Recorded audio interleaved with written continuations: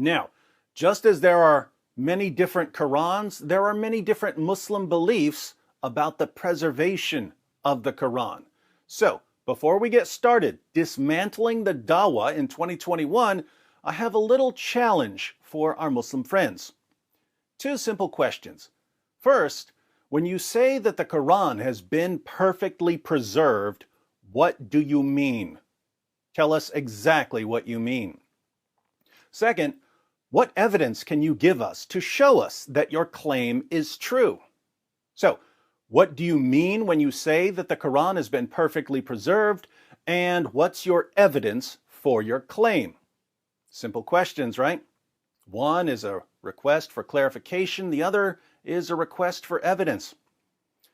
There are reasons I'm asking you these particular questions before we get started wreaking havoc on your book. As for what you mean when you say that the Quran has been perfectly preserved, the meaning just keeps changing. For years, when Muslims claimed that the Quran has been perfectly preserved, they meant that every copy of the Quran from the time of Muhammad has been completely identical. That lie was exposed when Muslims started learning that there are textual variants in different Quran manuscripts and that there are different Qurans in different parts of the world. So Muslims ran to their scholars, and their scholars said, yes, there are differences, but it's just because of different accents. Then that lie was exposed when Muslims found out that the words have completely different meanings. So they ran back to their scholars, and their scholars said, okay, so it's not just accents, but these different versions complement one another, and they all go back to Muhammad. That's the most recent claim, and it's really, really easy to refute. But not all Muslims have adopted the latest claim. So I want you, the Muslim community, to tell us exactly what you mean when you say that the Quran has been perfectly preserved. Now, as for the question about evidence, I'm asking that because every Muslim I meet tells me that the Quran has been perfectly preserved, and yet he can't provide a single shred of evidence to support this claim. A little gentle questioning always reveals that the Muslim himself has never been given any evidence to support this claim. Instead, he's just been told all his life that the Quran has been perfectly preserved, and he believed what his leaders told him without ever bothering to do the slightest bit of research. What happens when we do a little research?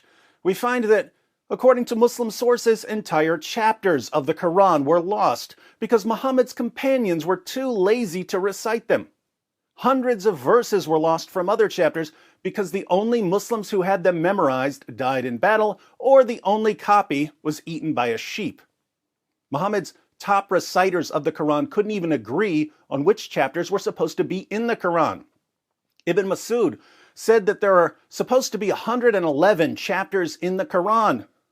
Ubay ibn Ka'b said that there are supposed to be 116 chapters in the Quran. The Quran today has 114 chapters.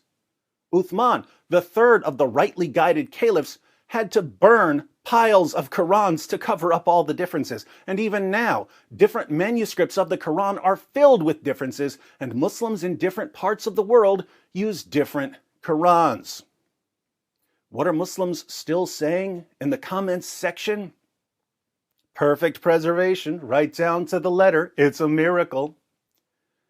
There's a lot to unpack this year, but again, before we get started, tell us exactly what you mean by perfect preservation, and tell us what evidence you have to support this view. You can answer those 2 easy questions in the comments section. Just keep in mind that if you say anything other than the perfect preservation of the Quran is a myth used by liars to deceive the gullible, your words can and will be used against you to expose your religion. Talk to you soon. That the standard narrative